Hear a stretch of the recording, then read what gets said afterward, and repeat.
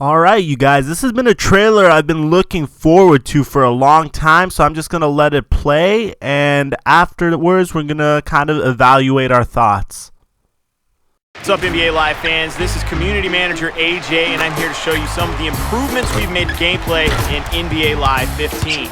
In last year's game, there were some issues when it came to overall responsiveness in the control.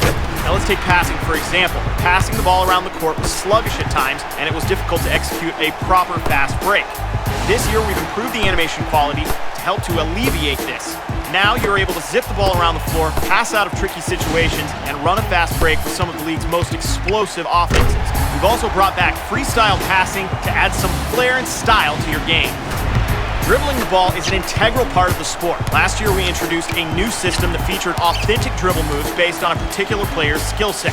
This year, we've refined the controls to make pulling off these moves easier and have even given you the ability to execute them while on the move. In order to score a bucket, you have to be able to shoot. There were times in NBA Live 14 where you would miss a wide-open look with a sharpshooter and then wonder why. This year, we've introduced a new shot feedback mechanic to give users insights into their timing. Take a contested shot, release too early or too late, and the chance of you making your shot is diminished. On top of all that, there was a lack of animation variety when it came to contested shots, layups, and dunks, often causing awkward animations and interaction between players. To address this, we've added a new ragdoll collision system in the paint. This physics-based system allows for more organic contact going up for a dunk or layup. Now, these are just some of the improvements we've made to the offensive side of the ball.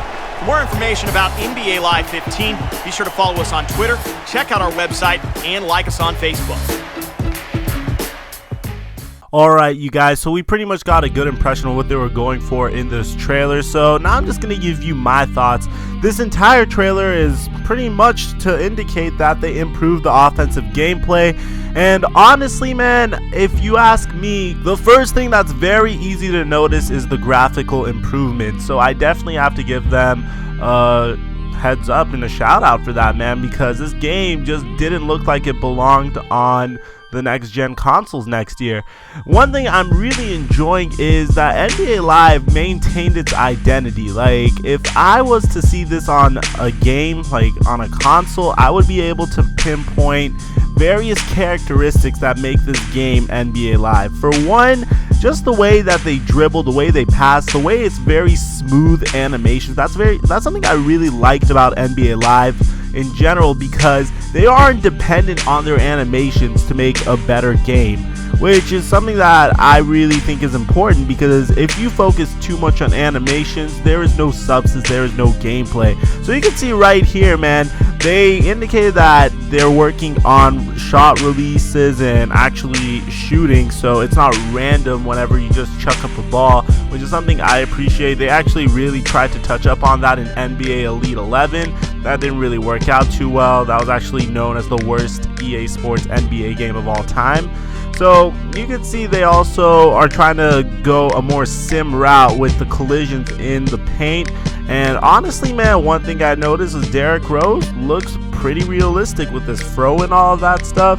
So honestly, you guys, personally, if you ask me, I'm really looking forward to this game, because we don't even know what game modes are in, and the only issue NBA Live 14 had was gameplay wise, it was just not playable, man. I was a Live fan growing up. My first NBA video game was NBA Live 99, and the fact that they're actually improving it to the point where it's playable again, I'm personally very excited, because again, I repeat this a lot, at the very worst case scenario, even if there's a bunch of diehard 2K fans on my channel, very worst case, you guys, all we have is competition, and a competition is the best case scenario for the fans. Think of it this way: when WWF and WCW were competing against each other, that's when both networks and both programs were at their prime. Anyways, you guys, let me know in the comment section, what do you think about NBA Live 15? Are you guys going to be picking up a copy yourselves? I'm your boy, TheFlightMike, and I'm signing out.